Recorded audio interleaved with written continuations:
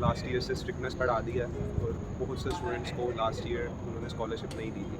Last year तक हम अंधाधुंध मतलब बगैर किसी चीज़ की फ़िक्र किए जो चाह रहा था एफिडेविट बनवा रहा था, जो चाह रहा था एफबीआर का इनकम सर्टिफिकेट बनवा रहा था। गाइडलाइन से पहले कहीं से कॉन्ट्रैक्ट लेके अकोमोडेशन के पैसों के लिए सबमिट करवा लो, पर फेक ना सबमिट करवाएं, उससे मसला हुआ है।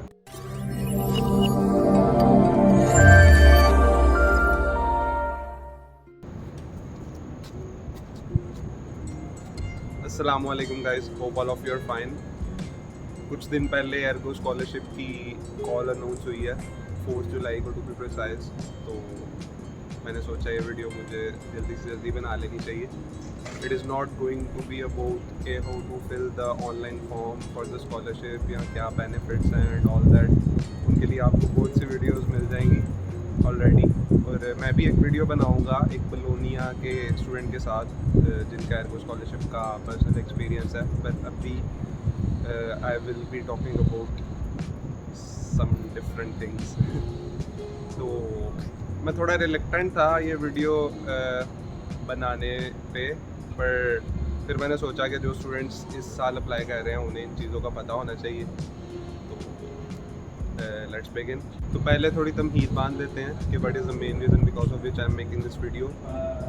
दैट इज़ के एर्गो ने लास्ट ईयर से स्ट्रिक्टनेस बढ़ा दी है और बहुत से स्टूडेंट्स को लास्ट ईयर उन्होंने स्कॉलरशिप नहीं दी थी। मैं इसकी ज़्यादा डिटेल में नहीं जाऊँगा, जो मैं इसके आपको सॉल्यूशंस बताने जा रहा हूँ कि हो यू कैन अवॉइड दिस, उसी से आपको इसकी वजह का अंदाज़ा हो जाना चाहिए।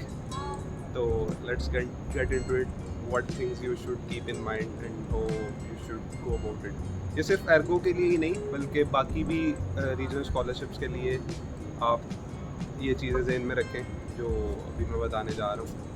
सबसे पहले ये है कि आपने जो इनकम सर्टिफिकेट बनवाना होता है वो अब एफिडेविट को भूल जाएं।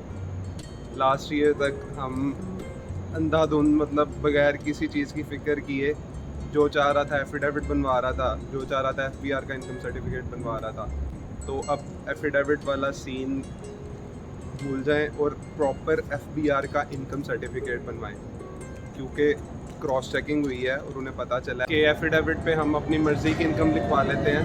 तो अब आप एफबीआर का ही प्रॉपर इनकम सर्टिफिकेट बनवाएं, उस पर रियल इनकम लिखी हो, क्योंकि 15 से 20 हज़ार यूरो पर ईयर इनकम का थ्रेशोल्ड होता है, उससे कम आपकी इनकम होनी चाहिए। तो 15 से 20 हज़ार यूरो 30 से 40 लाख बनते हैं, तो इससे कम तो ऑलमोस्ट सबकी होती है, और जिनकी नहीं होती, जिनकी इससे ज़्यादा है, वो फिर आराम से अफोर्ड कर सकते हैं। और ये नीड बेस्ड स्कॉलरशिप है, तो समझ रहे हैं। तो बस आप इनकम सर्टिफिकेट एफबीआर के बनवाएं, एफिडेविट को भूल जाएं।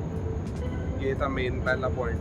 और दूसरा पॉइंट प्रॉपर्टी सर्टिफिकेट का, वो भी ज़रूरी नहीं है नो प्रॉपर्टी सर्टिफिकेट ही बनवाना है। अगर आपकी वाकई कोई प्रॉपर्टी नहीं फिर तो नो इनकम सर्टिफिकेट ही बनवाना है, और अगर कोई है तो उसकी वर्थ देखें कितनी है, क्योंकि उसका भी एक थ्रेशोल्ड मेंशन होता है कि इतने यूरो से कम वर्थ होनी चाहिए आपकी प्रॉपर्टी। तो इन मोस्ट केसेस अगर होगी भी तो उससे कम ही होगी। फिर वही बात कि अगर उससे ज़्यादा होगी तो you don't need the need based scholarship, you have the resources. अगर आपकी प्रॉपर्टी उस थ्रेशोल्ड से ज़्यादा है, आपकी इनकम उस थ्रेशोल्ड से ज़्यादा है, तो बस मेन कहने का मकसद यही है कि फ़ेक डॉक्यूमेंटेशन ना करें। फ़ेक डॉक्यूमेंटेशन की बेस पे ये मसले हुए हैं, और अब वो और भी ज़्यादा स्ट्रिक्ट हो जाएंगे। अब उन्हें कोई भी मौका ना दें, ऐसा ना हो कि वो पाकिस्तान को एक्सक्लूड ही कर दे स्कॉलरशिप एप्लीकेंट कंट्रीज़ में से। अल्लाह ना करे ऐसा हो।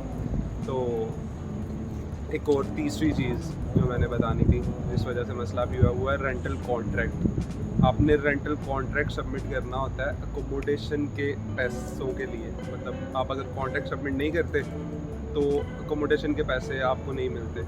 इधर मिलान में तो 2200 यूरोज़ के अराउंड होते हैं अकोमोडेशन के, जो कॉन्ट्रैक्ट से ही मिलते हैं अगर आपको यूनिवर्सिटी की अकोमोडेशन नहीं मिली हुई। तो बलोनिया में तो मैं जितनों को भी जानता हूँ सारे बाहर ही रहते हैं, उधर हॉस्टल मुश्किल से मिलता है, तो उधर लाजमी आपको कॉन्ट्रैक्ट सबमिट करवाना पड़ता है। तो कुछ स्टूडेंट्स ने क्या किया था, उन्होंने फेक कॉन्ट्रैक्ट सबमिट करवाया था।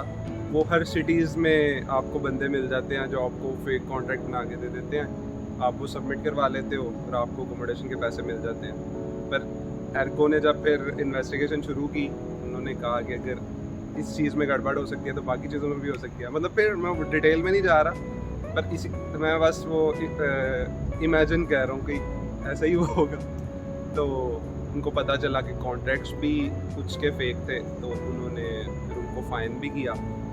तो आप क्या करें, आप जब पाकिस्तान में ही हो, वीज़ा फाइल कर रहे हो और मतलब जिस सिटी में भी आ रहे हो उधर रह के ही अकोमोडेशन भी ढूंढना शुरू कर दें। या अगर आपका इधर कोई बहुत अच्छा दोस्त है, अगर someone you can trust, only then उनसे हेल्प लें, क्योंकि पाकिस्तान में रह के मुश्किल होगा।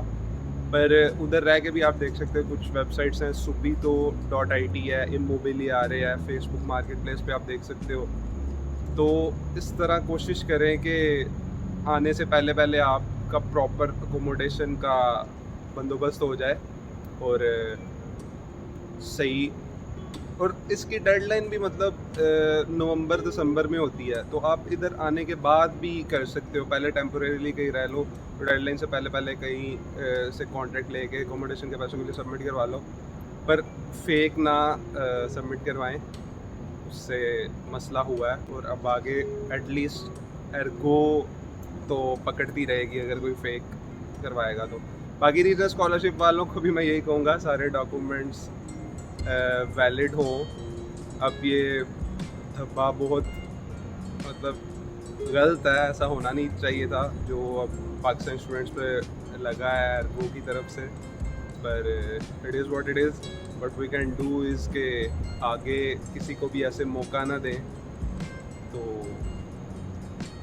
आई रियली थॉट के I should tell you guys these things. तो ये वीडियो मेरे लिए बनाना थोड़ा अनकम्फर्टेबल था, तो आई होप के मैं बेहतर तरह से कन्वे कर पाया हूँ। पर हाँ, अगर आपके कोई क्वेश्चंस होंगे तो ज़रूर कमेंट सेक्शन में करें, I would love to answer them of course. तो okay, I think that's it. Thank you for watching, do subscribe, share with others, specially with ergo aspirants. Okay then, see you in the next video. अल्लाह हाफिज़।